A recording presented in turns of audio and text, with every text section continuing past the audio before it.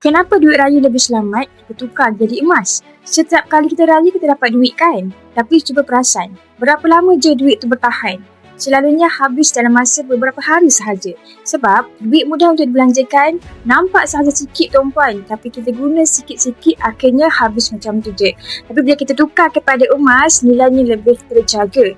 Emas ni bukanlah sekadar simpanan, tapi perlindungan daripada inflasi. Nilai duit tuan-puan boleh susut, tapi emas cenderung kekal dan meningkat dalam jangka masa panjang. Selain itu tuan-puan, emas ini susah tahu untuk dibelanjakan secara impulsif. Ia secara tak langsung paksa kita untuk disiplin menyimpan. Bayangkanlah kalau setiap tahun duit raya kita tukar jadi emas. Lama-lama boleh kumpul aset tu yang bernilai bukan sekadar kenangan raya sahaja.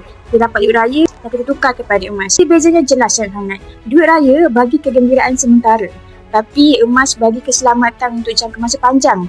Pilihan di tangan kita, nak habiskan ataupun nak simpan jadi sesuatu yang bernilai iaitu emas. Dapat sesuatu, semoga bermanfaat.